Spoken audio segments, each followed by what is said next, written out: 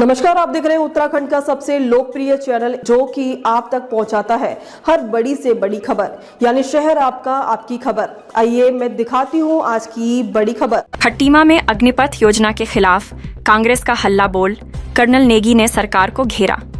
खटीमा में आज केंद्र सरकार की अग्निपथ योजना के विरोध में कांग्रेस ने मोर्चा खोल दिया है। इस दौरान कांग्रेस के वरिष्ठ नेताओं और पूर्व सैन्य अधिकारियों ने हस्ताक्षर अभियान चलाकर युवाओं से इस योजना के खिलाफ एकजुट होने की अपील की। कार्यक्रम में प्रदेश उपाध्यक्ष गोपाल सिंह गड़िया और बलवीर पंवार समेत कई दिग्गज मौजूद रहे। खटीमा पहुंचे कर्नल नेगी ने एक प्रेस वार्ता को संबोधित करते हुए केंद्र सरकार पर तीखा हमला बोला। उन्होंने कहा कि जब से यह योजना लागू हुई है, कांग्रेस पार्टी लगातार सड़क से सदन तक इसका विरोध कर रही है। कर्नल नेगी ने अग्निवीर योजना को युवाओं के भविष्य के साथ एक बड़ा अन्याय करार दिया। कर्नल नेगी का बयान आया कि 4 साल की अल्पकालिक सेवा के बाद युवाओं का भविष्य अंधकार में चला जाएगा। इससे न केवल युवाओं में असुरक्षा की भावना बियरच रही है, बल्कि स्थायी रोजगार के अवसर भी खत्म हो रहे हैं। यह योजना सेना की पारंपरिक मजबूती, अनुभव और उसकी दीर्घकालिक दक्षता पर भी गंभीर सवाल खड़े करती है। वहीं कर्नल नेगी ने उत्तराखंड का जिक्र करते हुए भावुक अंदाज में कहा कि यहाँ के युवाओं के लिए सेना सिर्फ एक नौकरी नहीं, बल्कि उनकी परंपरा और सम्मान का प्रतीक है। अग्निवीर योजना इस गौरवशाली सैन्य परंपरा को कमजोर करने का काम कर रही है। इस मौके पर विचार मंच बुद्धिजीवी प्रकोष्ठ के आरपी ध्यानी भी उपस्थित रहे। कांग्रेस नेताओं का कहना है कि यह हस्ताक्षर अभियान तब तक जारी रहेगा जब तक सरकार युवाओं की आवाज नहीं सुनती। खटीमा से गुड्डू खान की रिपोर्ट।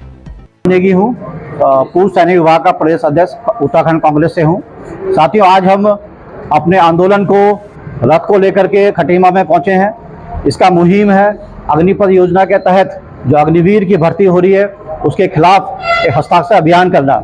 ये हमारा प्रदेश व्यापी आंदोलन है जो हम सभी जिलाओं में जा रहे हैं। इससे पहले हमने 3 चरण कर लिए हैं, जिसमें 2 चरण गढ़वाल मंडल में थे, 1 चरण हमारा कुमाऊं मंडल में था और चौथे चरण के रूप में हम आज खटीमा में पहुंचे हैं। साथियों, अग्निपथ योजना के तहत जो भर्ती हो रही है ये सिर्फ एक भर्ती योजना ही नहीं है, ये हमारे देश के जो सैनिक के ऊपर एक बहुत बड़ा आघात है।